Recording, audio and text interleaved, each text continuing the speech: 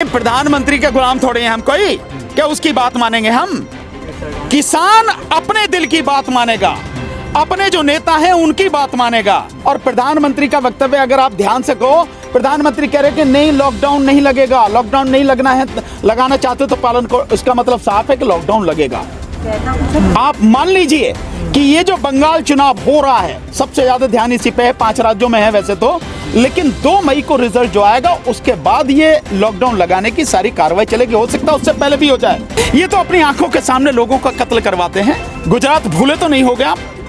याद तो है ना गुजरात? बॉम्बे भी उसके बाद में याद होगा, कहीं भूले तो नहीं है लोग बाग?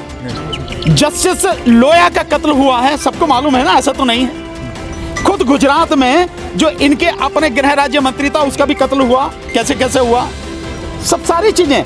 तो ये लाशों पर राजनीति करने वाले हैं, ये कफन पर राजनीति करने वाले हैं, इनकी नजर में सत्ता के अलावा कोई चीज नहीं है। मिला था किसानों को अमित शाह के द्वारा कि हट जाएं किसान क्योंकि महामारी फैल रही है जिस प्रकार से। 2 दिन बचे हैं, क्या लग रहा है? खुदा है क्या अमित शाह? गृह मंत्री प्रधानमंत्री खुदा है क्या? अल्टीमेटम देगा हमें कि 7 दिन में हट जाओ, महामारी है। महामारी नहीं है, ये सरकार द्वारा फैलाया गया एक डर है, एक षड्यंत्र है सरकार का, और कुछ नहीं है। अगर गृह मंत्री ये बात कह रहे हैं तो बिना मास्क के गृह मंत्री सारे देश में जो है, जहां जहां चुनाव हो रहे हैं 5 राज्यों में मीटिंग करते फिरते हैं, वहां पे पश्चिम बंगाल में बिना मास्क के जो है इतनी बड़ी बड़ी रैली कर रहे हैं, जो वो है रोड शो कर रहे हैं, प्रधानमंत्री भी मास्क नहीं लगा रहे हैं। वहां कोरोना नहीं है क्या? सरकार से जरा पूछो कि गृह मंत्री को बोलने से पहले इस बात का जवाब देना चाहिए, 1 साल से कहां सो रहे थे, किन बिलों में घुसे हुए थे? जब ये कोरोना तुमने लॉकडाउन खत्म किया उस समय काफी कम स्थिति हो गई थी। इस 1 साल में तुमने किया क्या है इस बीमारी को रोकने के लिए? कुछ नहीं किया तुमने। आज की तारीख में अगर दिल्ली जैसे शहर में ऑक्सीजन की कमी है, हॉस्पिटल्स में आपके जो मेन इंजेक्शन है, दवाइयां वो नहीं मिल रही हैं, यहां तक कि जिस वैक्सीन की आप बात करो वो वैक्सीन अगर नहीं मिल रही है, तो किया क्या है आपने? फिर प्रधानमंत्री कहां योद्धा बताया जा रहा है, हर्षवर्धन योद्धा। प्रधानमंत्री योद्धा नहीं है, प्रधानमंत्री निहायत ही कायर व्यक्ति है। इस देश में सबसे डरपोक और कायर व्यक्ति है तो वो इस देश का प्रधानमंत्री है। बिल्कुल। और बेशरम भी है, इसमें कोई शक नहीं है। कल आपने प्रधानमंत्री का जो टीवी पर भाषण देखा होगा, जो संबोधन था देश के नाम पे, कहीं आपको लगता है कि इतनी लाशें दिखाई जा रही हैं, इतना सब कुछ हो रहा है? आज जब मैं न्यूज़ देख रहा था तो 2,95,000 के लगभग एक दिन में कोरोना संक्रमण के मामले आए हुए हैं। चेहरे से कहीं भी जरा सा भी किसी कोने से प्रधानमंत्री के चेहरे से झलकता है कि देश इस दिक्कत से गुजर रहा है? कहीं है दिखता आपको? नहीं दिखता ना। एक सामान्य व्यक्ति भी देखे नहीं दिखता है, तो किसकी बात करें? योद्धा नहीं है, वो कायर व्यक्ति है। चिंता तो करते हैं तभी तो अपील कर रहे हैं। आप बात ही नहीं मान रहे हैं। मास्क भी नहीं लगा रखे हैं। नहीं, प्रधानमंत्री के गुलाम थोड़े हैं हम कोई, क्या उसकी बात मानेंगे हम? किसान अपने दिल की बात मानेगा, अपने जो नेता हैं उनकी बात मानेगा, और जो देश के हित में है, किसानों के हित में है, मजदूरों के हित में है, गरीबों के हित में है, वो काम करेगा, वो बात मानेगा। यहां किसी को आदेश देने की जरूरत नहीं है, न किसी का आदेश जो किसान मानेगा।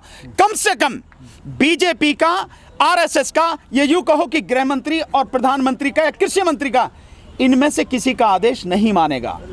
इस देश का किसान, आंदोलन करने वाला किसान, केवल अपने संयुक्त किसान मोर्चा संघर्ष के जो अपने नेता हैं उन्हीं की बात मानेगा और किसी की नहीं मानेगा। आपको नहीं लगता है कि किसान आंदोलन जो है वो आखिरी सांस ले रहा है? कौन कह रहा है आखिरी सांस ले रहा है?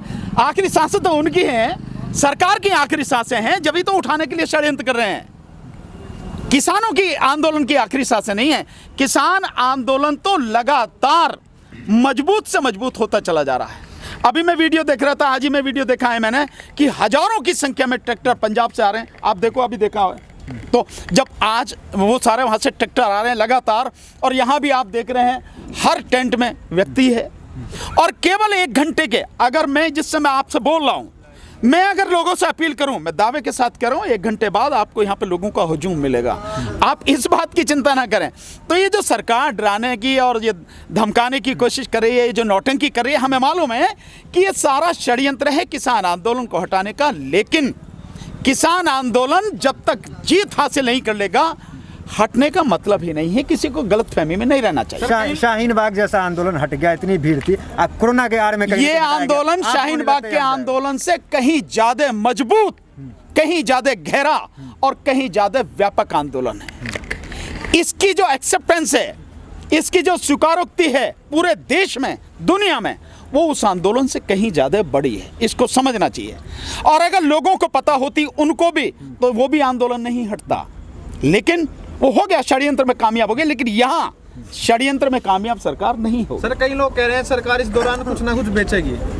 बेचेगी, बेच तो रही है। क्या चीज है जिसे सरकार नहीं बेच रही?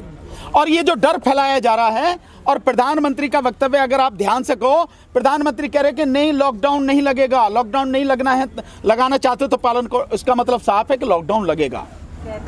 आप मान लीजिए कि ये जो बंगाल चुनाव हो रहा है, सबसे ज्यादा ध्यान इसी पे है, 5 राज्यों में है वैसे तो, लेकिन 2 मई को रिजल्ट जो आएगा उसके बाद ये लॉकडाउन लगाने की सारी कार्रवाई चलेगी। हो सकता है उससे पहले भी हो जाए, कुछ भी हो सकता है। जैसे आप उत्तर प्रदेश का देखें, पहले एक दिन केवल संडे का कर्फ्यू लगाने की बात हुई थी, अब 2 दिन का कर दिया, शनिवार और इतवार। और अगर मैं सही हूं तो इतवार में जो है 26 तारीख को इसकी वोटों की गिनती भी हो रही है, जिला पंचायत के चुनाव की।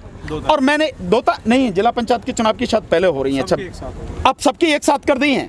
तो तब भी अगर आप वैसे भी कर लें तो ये सब षड्यंत्र है केवल सत्ता पाने का, इलेक्शन जीतने का और इस आंदोलन को उठाने का, इसके अलावा कुछ नहीं है। आपने भी लॉकडाउन की बात करी, अगर लॉकडाउन लगता भी है जैसे पिछले साल हुआ था, तो आंदोलन पे किस प्रकार से असर डालेगा? नहीं, आंदोलन पे असर नहीं पड़ेगा, क्योंकि हम लोग पूरी तरह से तैयार हैं कि सरकार लॉकडाउन लगाएगी और लॉकडाउन के माध्यम से इस आंदोलन को हटाने की कोशिश करेगी। लेकिन उससे पहले ही हम अपने साथियों से अपील कर रहे हैं कि जब अब खेत कट चुके हैं, फसल लगभग अपने घर में आ चुकी है, थोड़े बहुत रह गए हैं, तो 10 या 20% रह गए, बाकी सब आ चुकी है। तो जो साथी अपनी फसल काट के अपने घर में इकट्ठा उसे करके उसको सुरक्षित रख रहा है, उसके बाद में उसको सीधा यहाँ पहुँचना चाहिए, इस आंदोलन में पहुँचना चाहिए। चाहे गाजीपुर बॉर्डर हो, सिंगू बॉर्डर, चाहे टिकरी बॉर्डर, कहीं भी हैं, जो भी साथी जहाँ पर है, फसल को संभालने के बाद में आंदोलन में पहुँचे।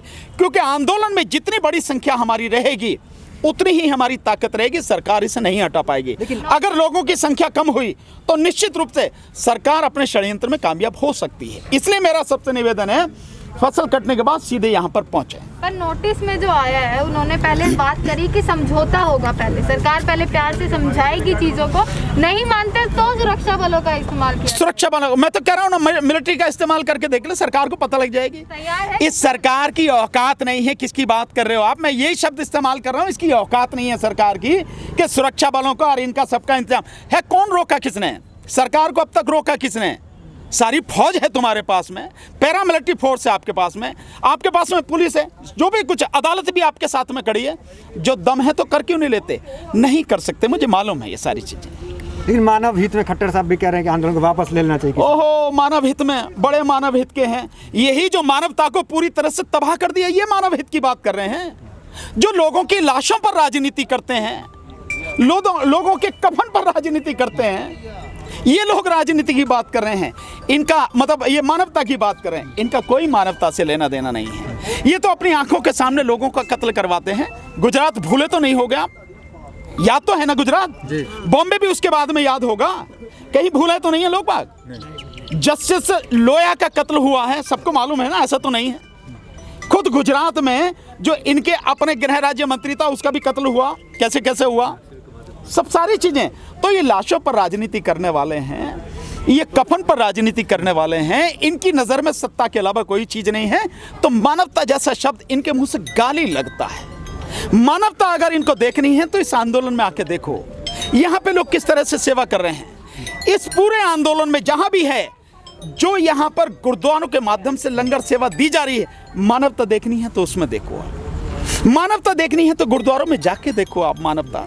वहाँ पे बड़े बड़े लोग भी जूते साफ करते हैं। सिंगू बॉर्डर का तो आपने देखा भी होगा, वीडियो भी देखा था कि जो बुजुर्ग हैं, जो चल नहीं पाते, कुछ नहीं कर पाते, वो वहाँ बैठ के लोगों के जूते साफ कर रहे हैं। देखा ना, ये है मानवता। बीजेपी वालों का मानवता से क्या लेना देना? मानवता इनकी कैसी होती है? जिस वैक्सीन की बात करें, केवल ट्रायल चल रहा है वैक्सीन का, केवल ट्रायल। अभी तक उसके परिणाम आकर वो उसको जो है वो प्रामाणिकता भी नहीं मिली है कि अब इसको यूज किया जा सकता है, और इमरजेंसी के लिए थी जिसको अब लगातार यूज किया जा रहा है। लेकिन किसान है नहीं है? किसान नेता तमाम लोग बंगाल भी गए थे, लेकिन आंदोलन का कोई असर बंगाल में दिखता नजर नहीं आ रहा। क्यों नहीं नजर आ रहा? BJP पूरा मतलब क्यों नहीं? 200 पार कह रही है। नहीं, 200 गिर भी आ पार। रही है। देखिए, मैं बार बार आपको कह चुका हूं, बीजेपी केवल बंगाल की तो बात छोड़ो, इस देश में आप पूरे में बैलेट पेपर से चुनाव करा लो, 200 की तो बात छोड़ो, सारी अगर लोकसभा में 50 सीट जीत जाए बीजेपी, देश की 80% आबादी बीजेपी से नफरत कर रही है, इस समय घृणा कर रही है। आपको मैं बताऊं, आपको आपने वीडियो देखे नहीं, किस किस तरह के लोगों के वीडियो आ रहे हैं। तो लोग बीजेपी से नफरत कर रहे हैं, कहीं भी उसे सीट नहीं मिल सकती हैं। अगर मिलेंगी तो ईवीएम में गड़बड़ी कर ही मिलेंगी। मैं बार बार इस बात को कह रहा हूं, ईवीएम में गड़बड़ी करेगी तो वो कुछ भी कर सकती है।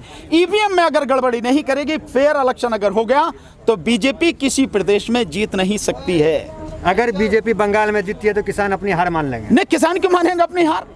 किसान का उससे क्या लेना देना है? लेकिन उनकी बिल्कुल भी कुछ से कोई मतलब नहीं है। किसान की हार बिल्कुल नहीं है।